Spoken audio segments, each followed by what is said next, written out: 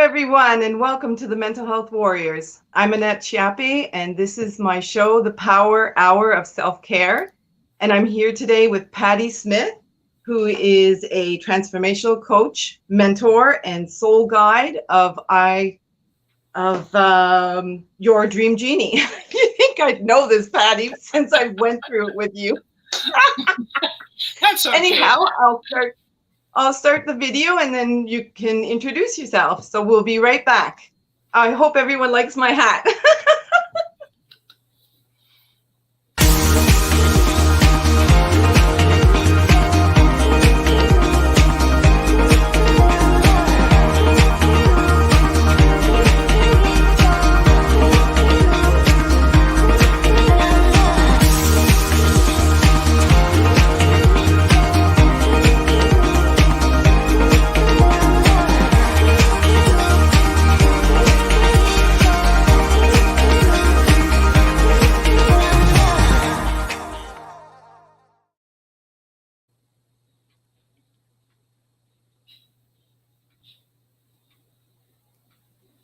And welcome back, everyone.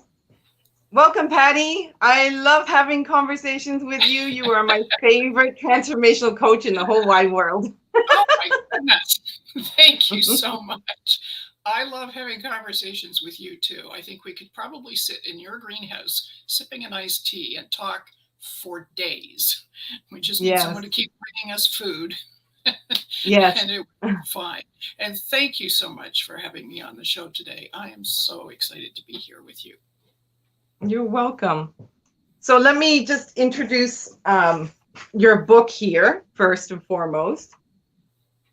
And you have a story in here that I have read. I've read the entire book. It was amazing. It's called The Art of Unlearning. And your story is called My Gateway to Freedom. Yes. And I really enjoyed it. It's been a while since I've read it, but it's all about being at work, isn't it? Something to do with your job and the stress you had there.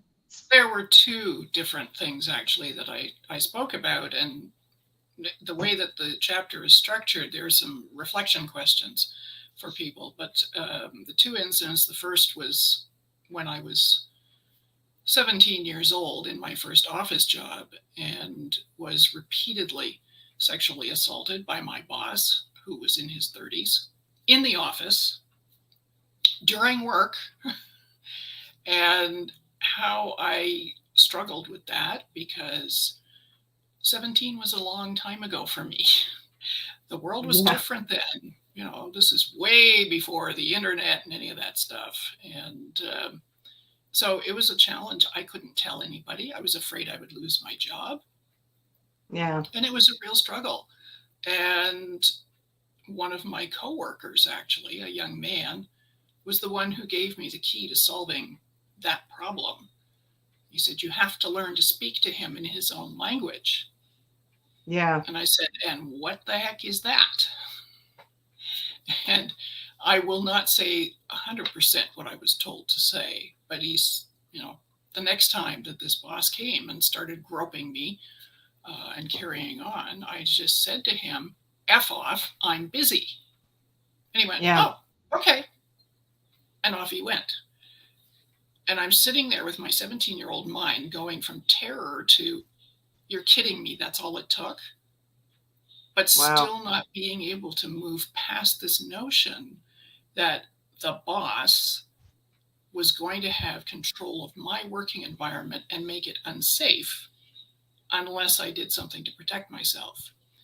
The other part of my chapter has to do with a very dark time in my working life. I was working in a not-for-profit organization, which shall remain nameless, which had a board of directors that was comprised of people who were in this organization, which it shouldn't have been, but that's another issue. And out of the blue, a very innocuous incident happened. And then I started getting phone calls from midnight on. We're going to kill you. We're coming to get you. Your life is over. You know, just every 30 seconds, I'd pick it up, slam it down, it would ring again. And this went on for 6 weeks, and it was terrifying. Yeah. And the police were involved, and a whole undercover operation trying to catch the people who were behind it. Yes. And I was able to break free of that finally and start my studies for a Master of Divinity program. So my PTSD from that experience Yes. was healed through the coursework I was doing and the actual ministry work that I was doing. And it took a year, for sure, for me to be able to, first of all, talk about what happened to me without crying, to be able to sleep properly through the night. I was living in an apartment at the time. The superintendent was wonderful. She understood what had happened. My name was not on the directory. So even if someone had followed me to the building, they wouldn't know where I was. Yeah. So a lot of lessons there about how to protect yourself emotionally and physically when you're in a high threat situation. So not the lightest of reading, but good lessons in there. Yeah, absolutely. I thought your stories were very, they were inspiring, that you were able to confront your coworker or your boss. And I had a similar situation happen to me, almost like the same age. It must be around that kind of environment and time. I mean, we're not very far in age, but my employer too did sexual advances on me, and I just you don't know how to deal with it in the moment. And that fear of losing your job is there, and then you're scared to go to work, and it's just shame, it's awful. Embarrassment, all of that stuff. Yeah, all those kind of things. And it's unfortunate. I'm going to be 67 this year, so that means that happened 50 years ago. And you look in the news, it's still happening. Look at the Canadian military. And at the highest levels of that organization, sexual repression, aggression, holding women back from career advancement. I mean, I had bosses who told me, "Oh, girls don't do that job." Really? Mm-hmm. Watch me. So we have to change this toxic masculinity that exists and is accepted, and in some cases institutionalized, that says it's okay to attack a woman. It's okay to get your kicks. Nobody's going to come after you. So my call out is to the mothers of young men everywhere to do a better job of teaching them proper behavior with any human being, male or female. Yeah. Respect, and coming to people from a place of mutual understanding and cooperation, and not this toxic behavior that we see everywhere. Because what's happening is, I was bullied as a child, all through public school and high school.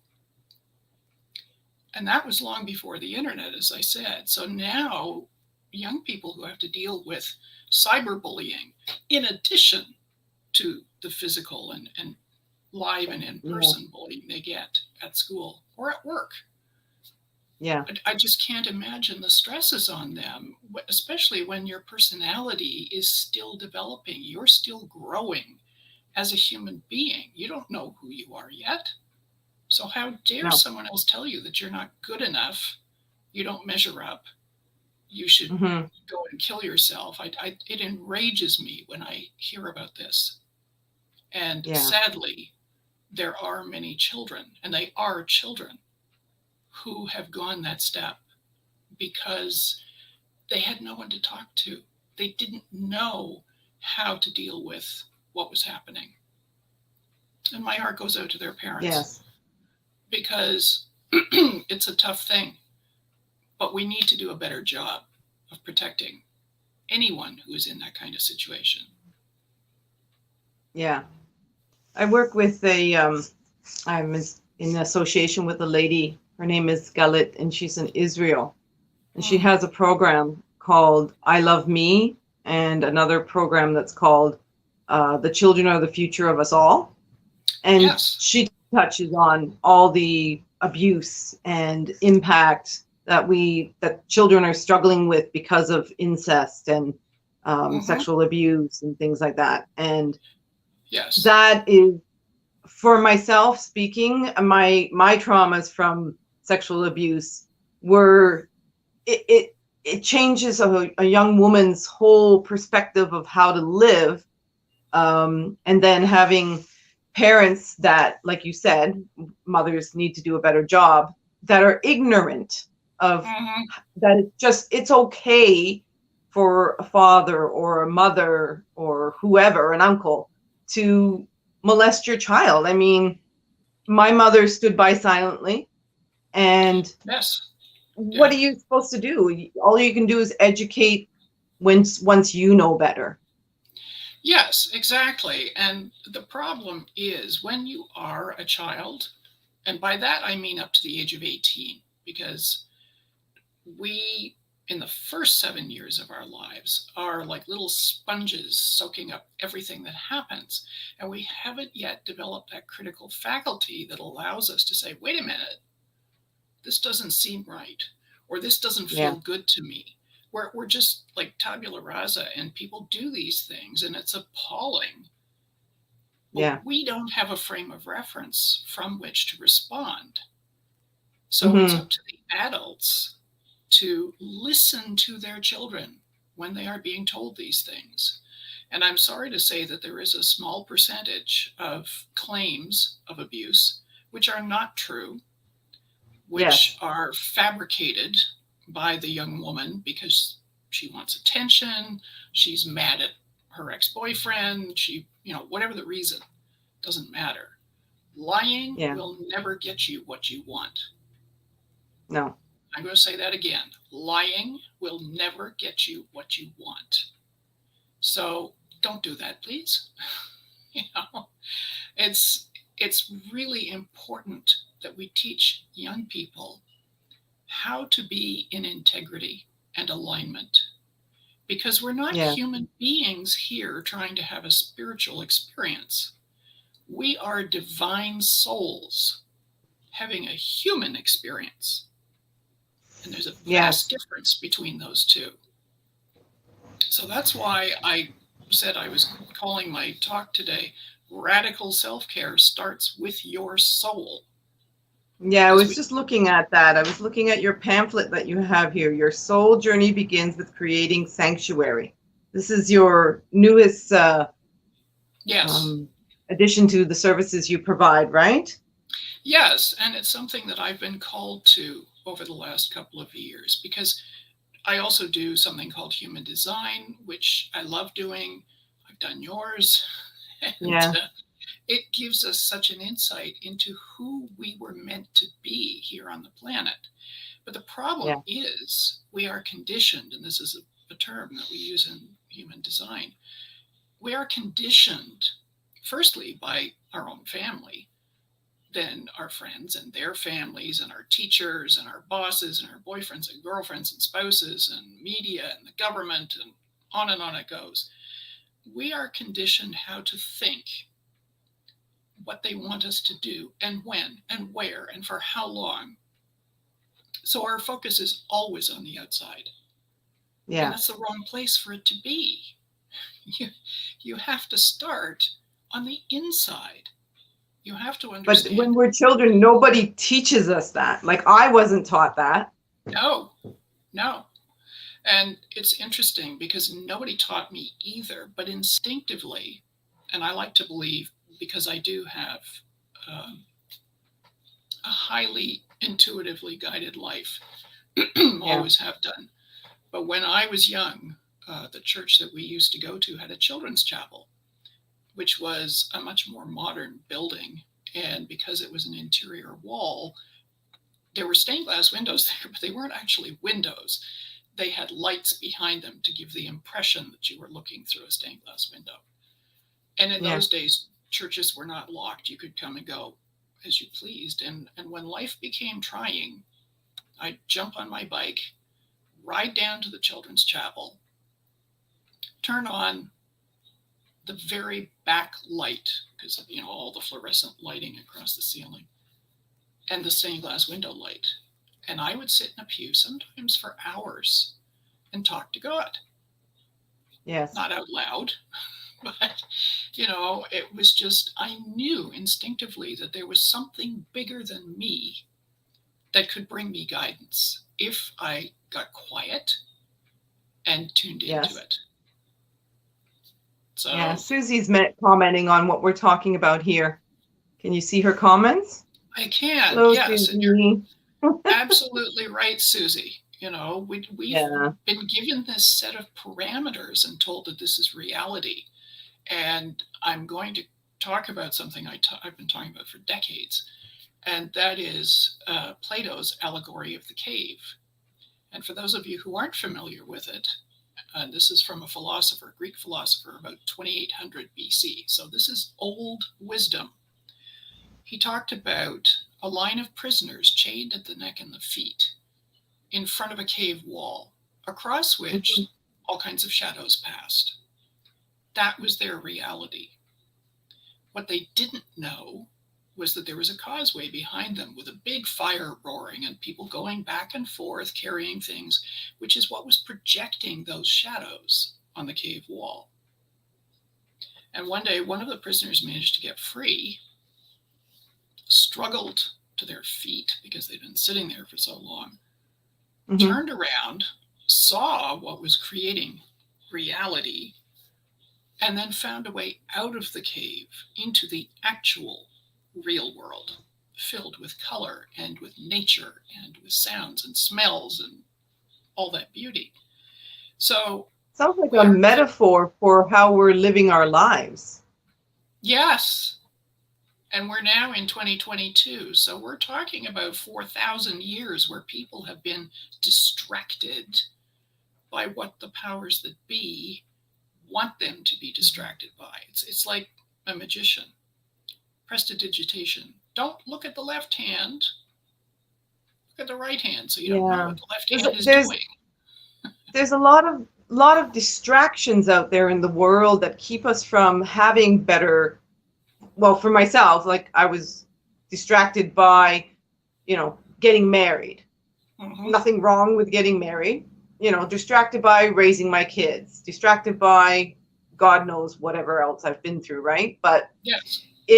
It's almost like when I came to the realization about that I needed to transform, and I sought you out, I had already transformed so much from the wisdom I had learned from my therapy, but there's always more to learn, and your coaching gave me those tools to continue my transformation.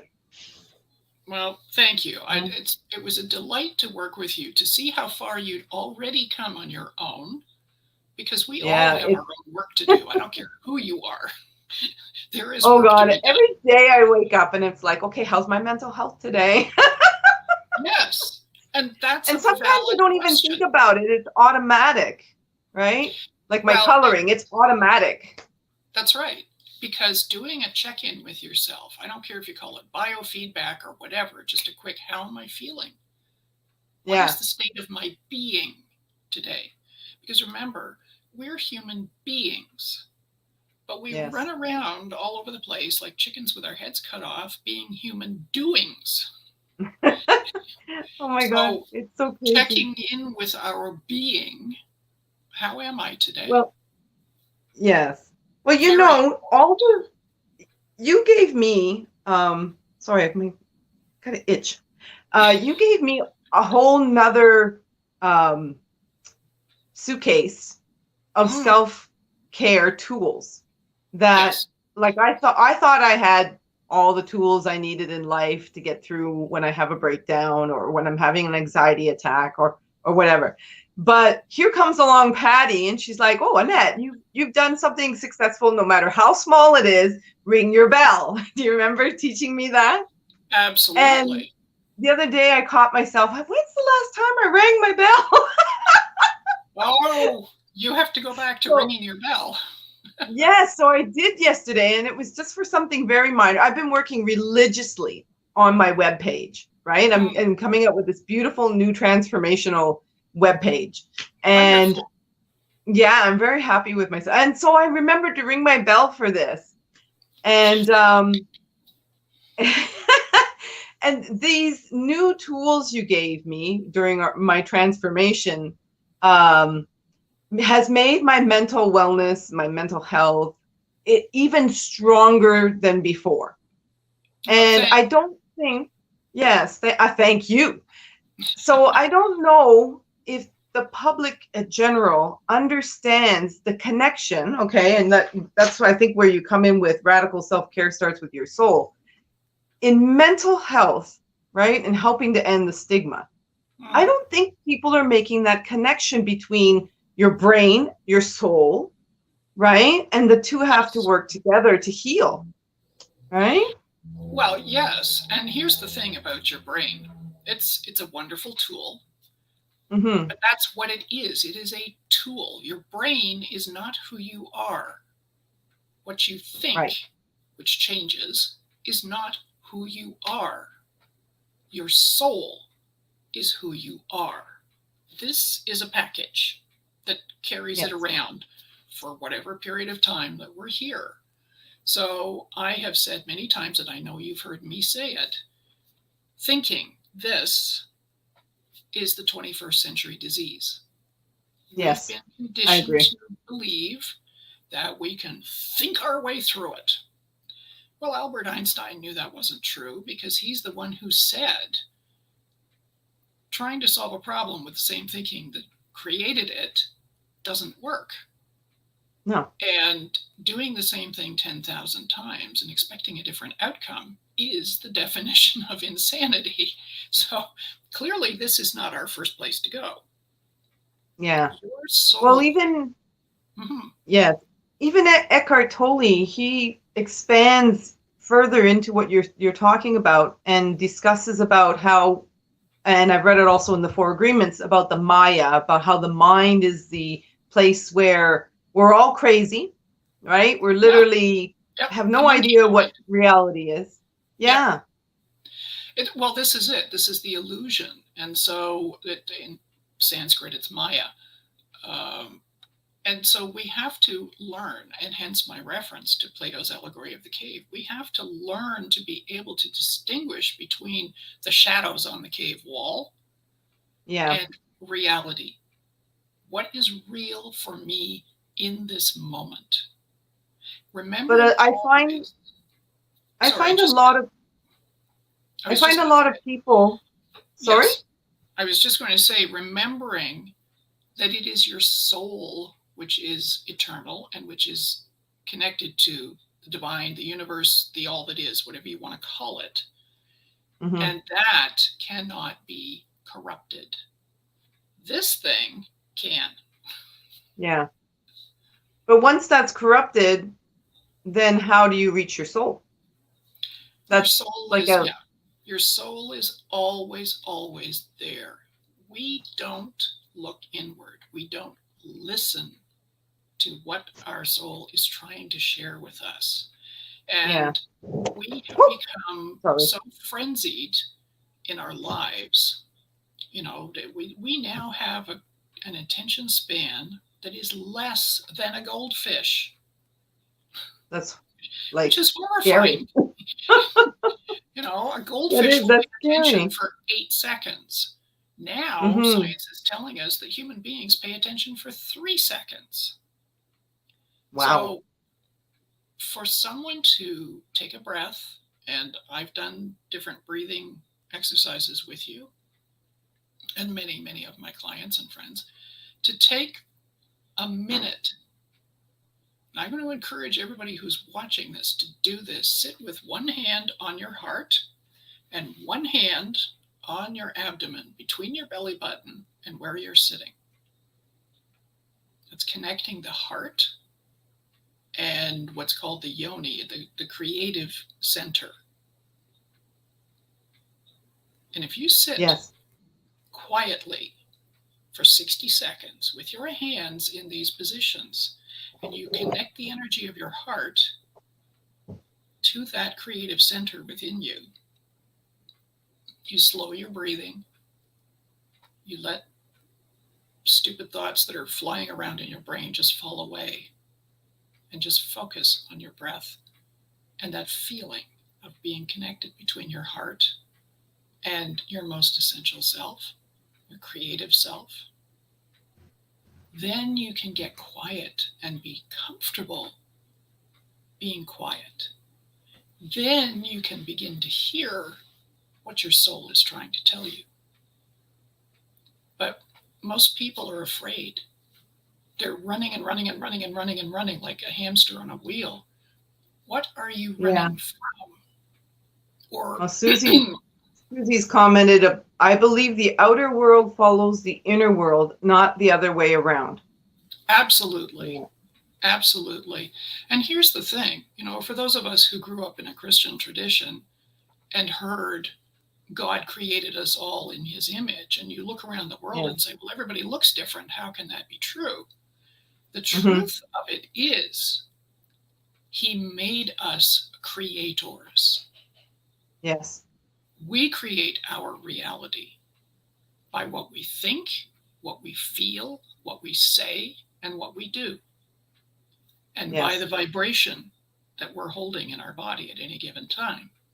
So when we're in fear or guilt or shame, those are very low vibrations. They're very dense. We don't feel good. But what we're drawing to us is more of the same. On the other hand, when we put on a gorgeous green and purple hat and dress, we perk up. We feel good. Yeah. Our vibration rises. And now we're attracting people to us and experiences that resonate at that level. So absolutely, Susie and Annette and everybody else listening, we create our experience every second of every day. So let's make it a good one. I'm enjoying my newfound reality. Yes. I know sometimes I'm frustrated with the world within me because I feel like I could be doing more. And that in itself, I know, is coming from the ego. But instead of just doing something about ending the stigma around mental illness, I want to be here and present and talking to people like yourself and putting on my top hat, encouraging people to go inward, to meet people like yourself, get to know people who've had other struggles, like your boss at 17 and mine at 17. I mean, we're so much alike.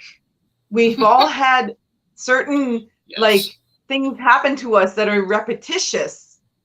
So I want to work with people in programs like Adam and the warriors here and guests like yourself, so that people listening can keep talking and sharing and experiencing the change, the get in and get it out. Well, yes, absolutely. And there's different ways, because I've worked with the physically disabled in the past in one of my roles. And so people may not be able to speak their truth, literally, but they may be able to write it. They may be able to paint it. They may go and create photographs that share with us what's happening in their interior world. Yeah. We have to learn to see with new eyes and hear with new ears, and be aware that I don't care who it is, there is not one single person on the face of this planet who has not at one time or another in their lives faced some kind of a mental health challenge. Absolutely. I agree. It's part of being on Earth school. Yeah. It's part of how we chose to come in and learn how to handle adverse circumstances. Some of us do it reasonably well. Some of us fail miserably, and it haunts us for years until we learn the skills that help us process it, take the lesson, let the pain go. Because, there are some people who wear it as a badge of honor. No, Yes. that's not who you are. So let it go and Yeah. start living as the person you came here to be. And the only way you get the roadmap for that is when you connect to your soul. Stop listening to those people out there who are telling you what to do. So soul is the place to start, getting quiet. And like you, I mean, you had done so much work on your own, but sometimes it can be anxiety creating to think about what else can I do, because I'm not as far along as I want to be.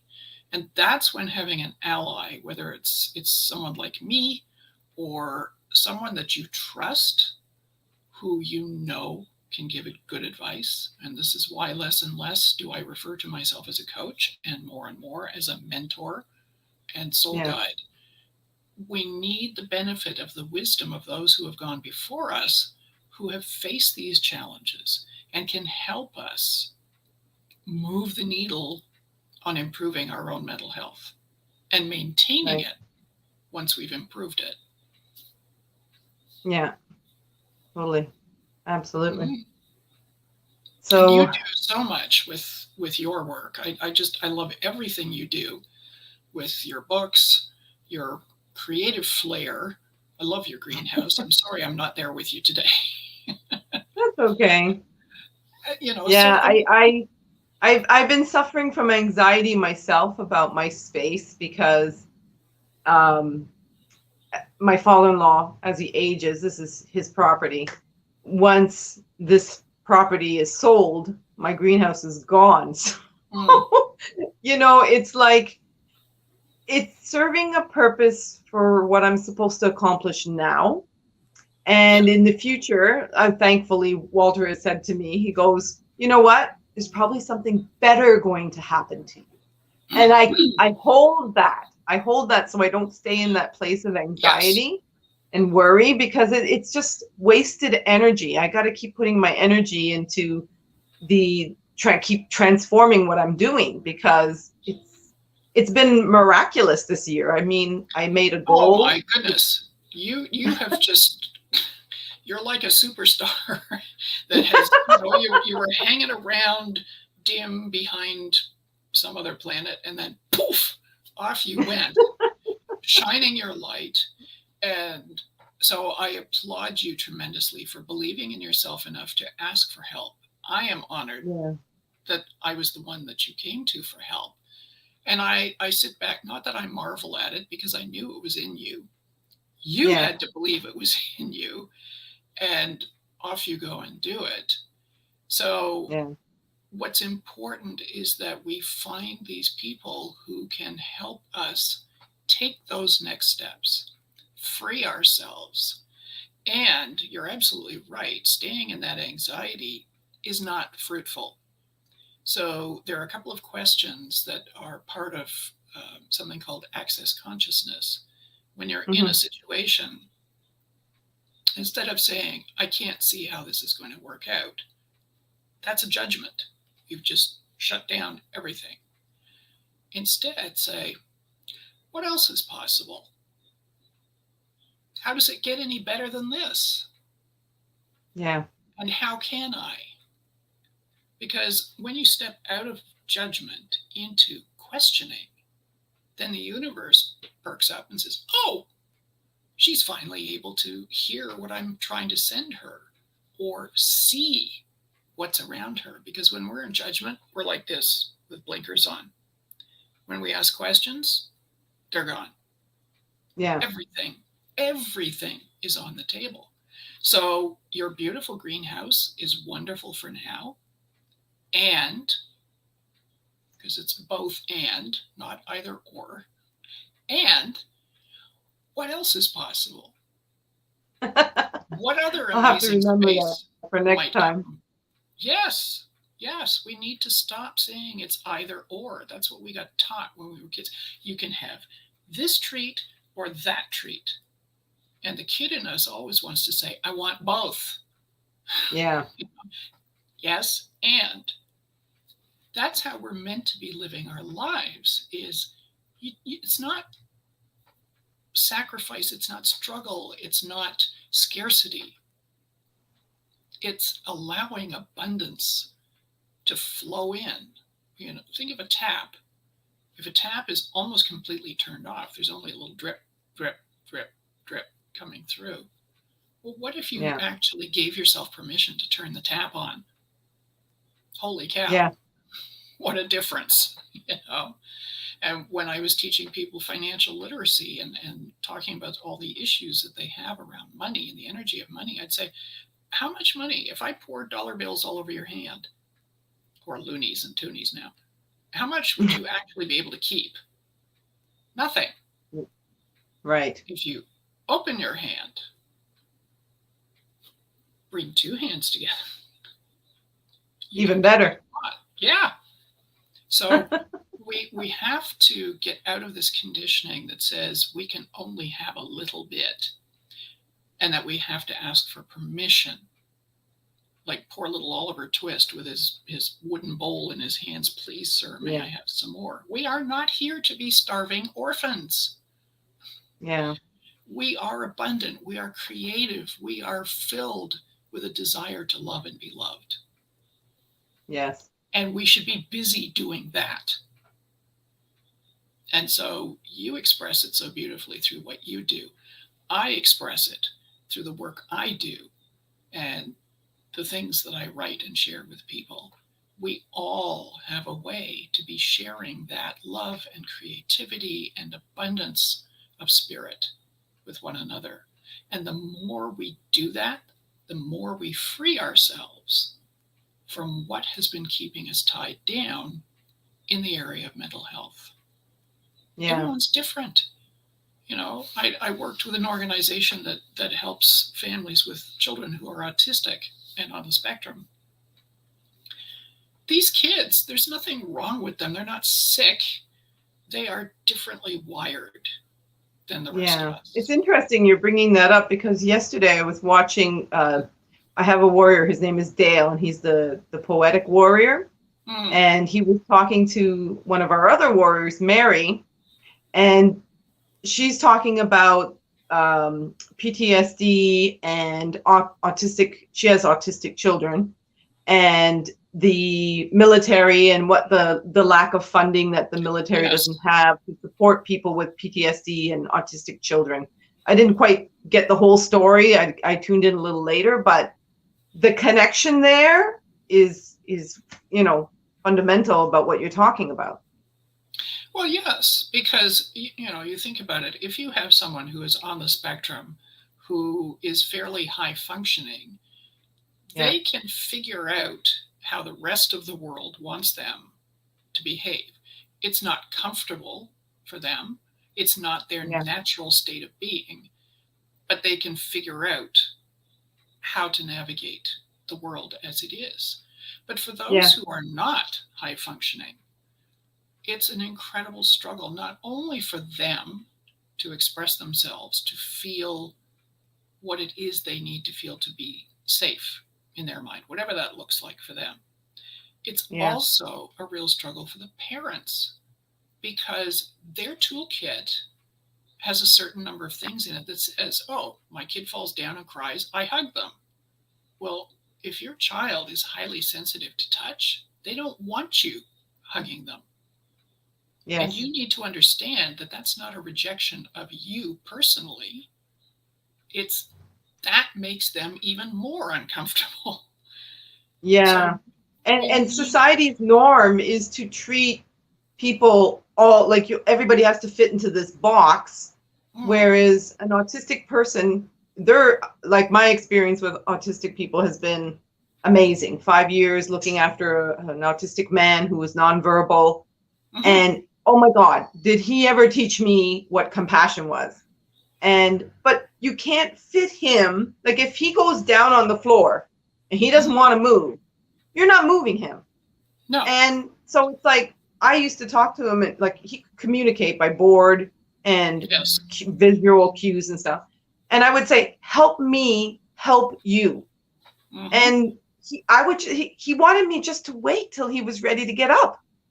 Yeah, exactly. And but it's everybody around. Like, we're worried. Oh my God, there's a guy on the floor and he's not cooperating. Oh my God, why is he throwing a tantrum? Blah, blah.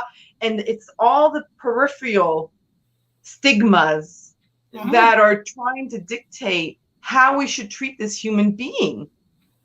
Well, and it's also imposing the generally accepted worldview in every situation instead of approaching the person and saying, what are you experiencing right now?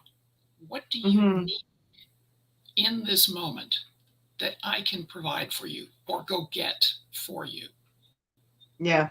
And if the answer is nothing, we have to learn to accept that with grace and say, okay, Absolutely. I will hold space for you to come back to a state that feels good to you. Mm-hmm. Now, obviously, if someone is in imminent physical harm because of where they are or what they've been doing, that's a different situation. There Right. is some intervention that needs to happen. But we need to be present with people and meet them where they are. Yeah. And stop trying to enforce this notion that, as you say, everybody should be an automaton, dress the same, think the same, do the same things at the same time, in the same way. No! We are not a mindless army of automatons. Yeah. We're Yeah. Some individual. mornings I wake up and I feel like wearing plaid, and other days I feel like wearing a solid color. I mean, who's to tell me what I should wear, when I should wear it, and how I should wear it?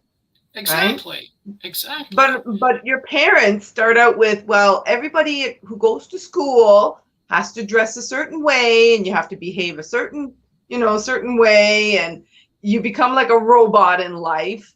And then all of a Yes. sudden you're looking back in the cave again and going, well, this isn't the reality I want. I want to wear pink pants with a flower top, not, what everybody else is wearing. Yeah. So I'm going to go outside the cave and do my thing. Yeah, and then we're not normal. Well, Something's thank God wrong with for that that. person. They want to wear a top hat. Yeah.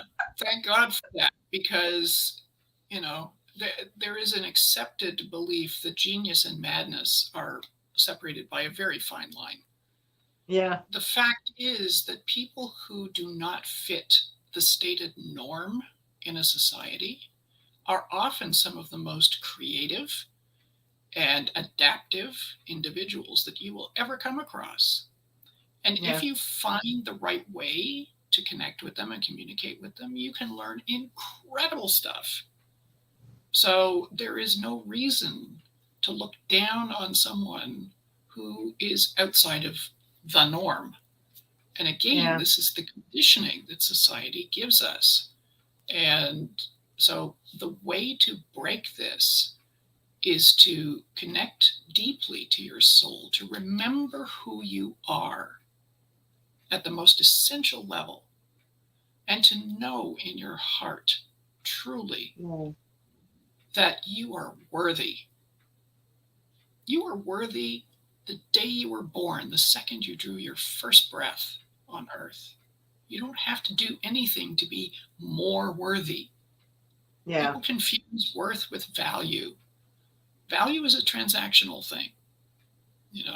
You have a coloring book, and I ask you how much you want for it, and I give you money, and an exchange happens.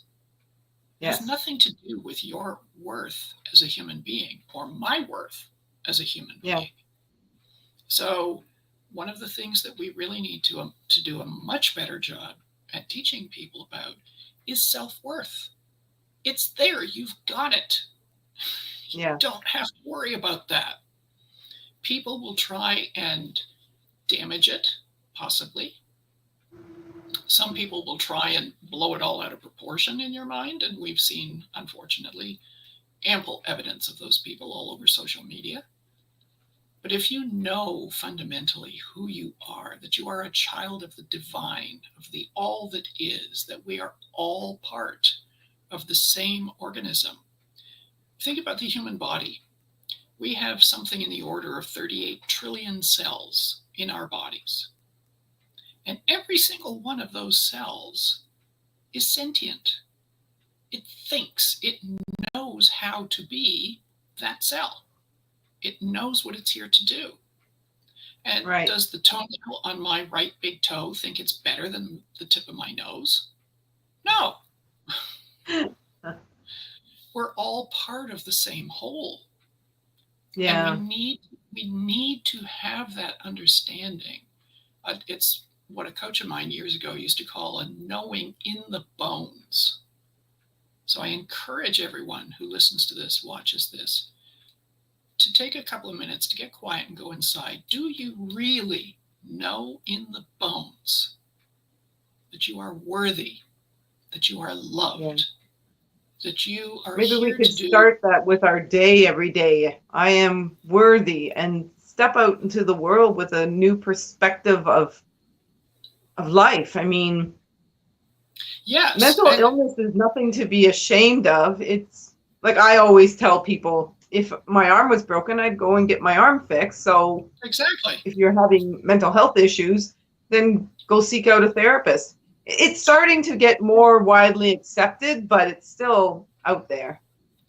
Yes, and the stigma is that we've been conditioned to believe that asking for help is a sign of weakness. And I would Yes. counter and say that it is only the strongest people who are willing to ask for help when they know they need it. Yeah. So again, it's this conditioning that has trapped so many people in feeling unworthy, unlovable, whatever the darkness is telling them. So when you start your day by connecting to your soul, here's the other thing. Your soul is light. And light dispels darkness. Yeah. So the more you become who you really are, the more you shine your light in the world, the less darkness there is for you and for other people. And a candle. I know that every day I can put a smile on somebody's face. I've served my purpose for that day. Exactly. It's a very selfish thing to do because it makes me feel good. And that's the way we should be looking at things. Am I doing this because I love to do it? Am I doing this because it makes me happy? Am I doing this because it makes somebody else happy? Am I doing it because it makes it a little bit easier for somebody else to get through their day? That's what we need to be focusing on. Because every one of us is here with a purpose. It might be a grand purpose that has you on a stage speaking to millions of people. It might be a purpose that is confined to your community. And both of them are equally valid and equally valuable. Absolutely. So learn to love who you are, your real self, and start tuning out that noise that has been there for far too long. So give me a little picture of what your day consists of, because I ask this pretty much of everyone I have on my show. Well, when you're feeling down and blue, what do you do for self-care? Well, there's a variety of things that happen there, and I love the question. Thank you. I break it into inner and outer self-care. Yes. So, outer might be I make a nice cup of tea and sit down with a book I want to read for half an hour. Or I might have a nice soak in a bathtub, listen to some music that fills me up. The inner is going inside and saying, what is it my soul needs today? What do I need in this moment to come back into that state of, I use the word bliss a lot. Mm-hmm. And when you are in a state of bliss, there is nothing else you need that could make it better. Yes, and I'm listening. It's challenging to be in a state of bliss all the time, obviously, because we have things we have to do in our lives.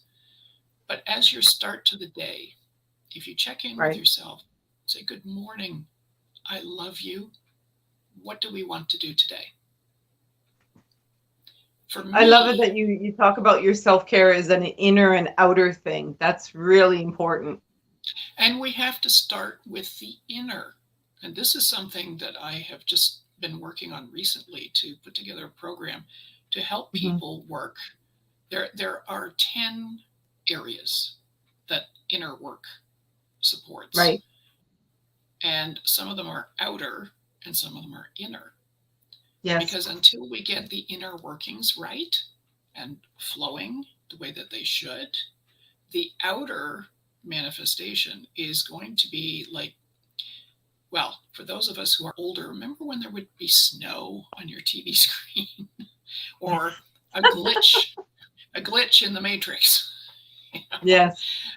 But when you have done the inner work first, taken care of your soul, taken care of your body, do I need to eat something? Do I need to drink water? Do I need to rest? Do I need to move? Then So we need you are setting a we, firm foundation. so we need to move from asking questions about the outer world and move into a state of asking more questions of your inner world, Yes, and therefore yes, transforming your outside world. exactly. Because it all Got it. comes from the inside out. Success is an inside job, you Yes, it is. know, and it Yeah. doesn't happen overnight. Anybody that's ever been labeled as an overnight success will tell you it's usually taken decades for them to get to that Yeah. moment of discovery. There's nobody who just like that is an No, overnight success. So absolutely. we create it from the inside out.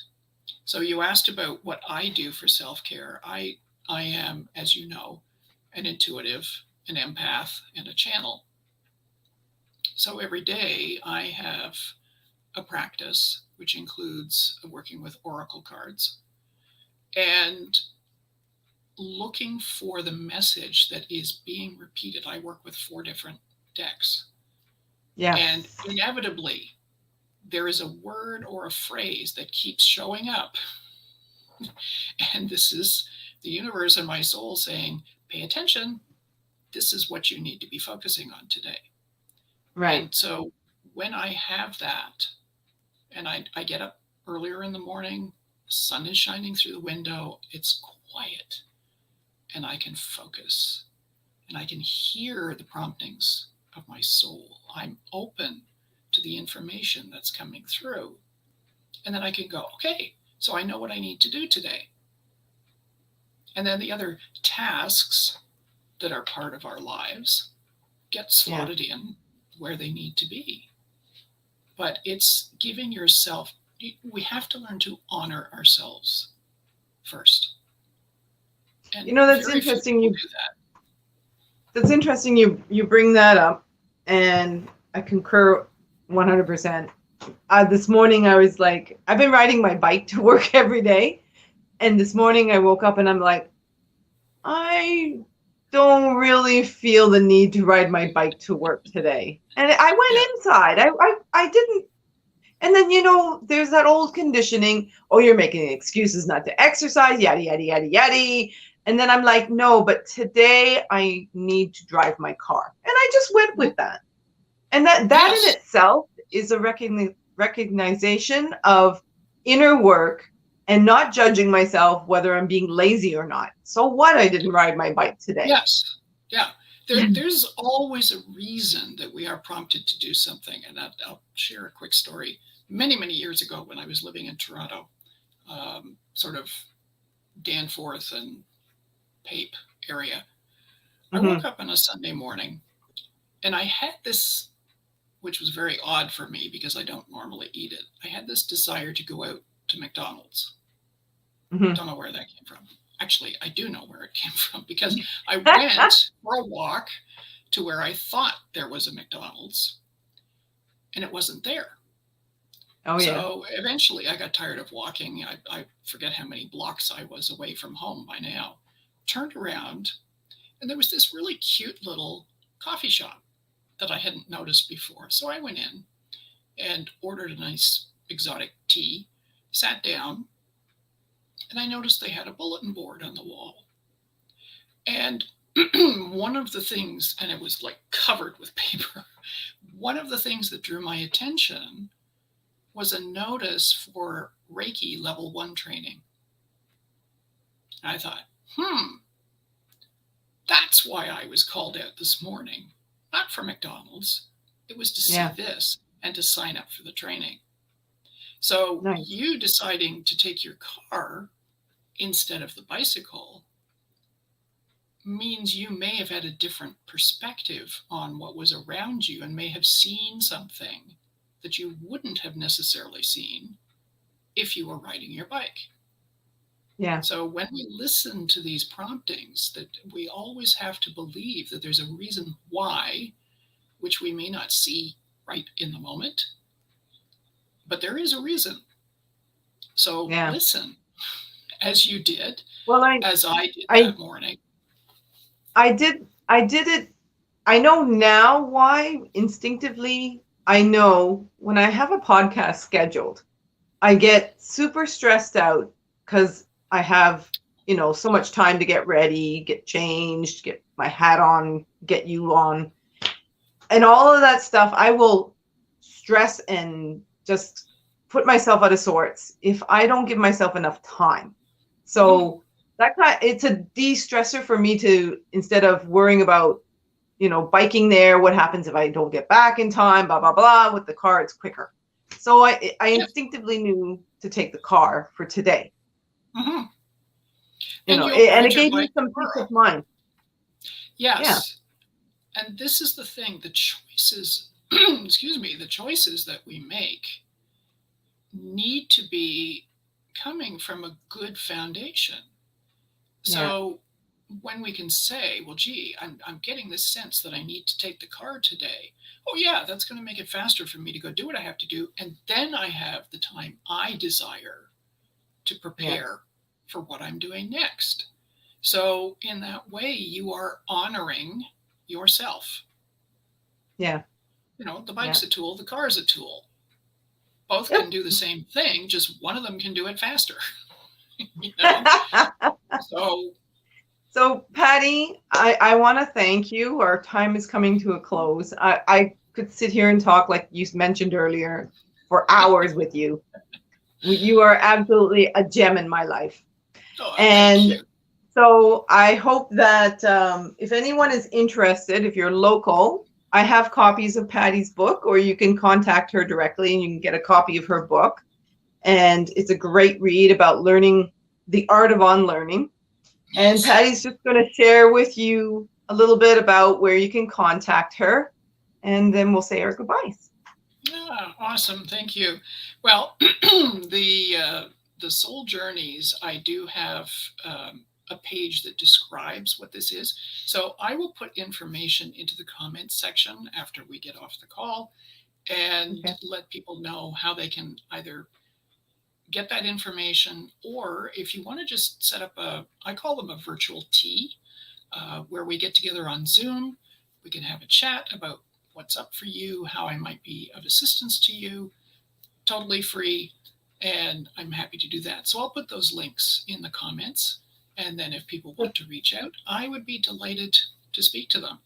And thank you, my dear. It's always a joy spending time with you. I love you so much. And, thank you. Thank you to all who tuned in and who will. Yes. Yeah, it's on repeat. You can find us on YouTube. Please like and subscribe on YouTube as well. And yes, all the best. I send you lots of love and light and prosperity and transformation. Thank you. Thank you. Likewise. Have an awesome, blessed day. Alrighty. So we'll say our closing and we're done for the day.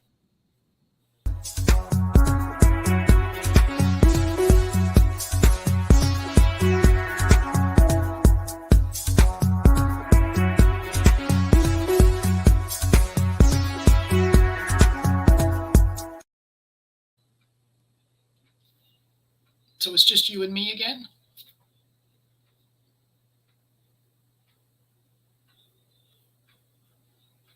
You're muted.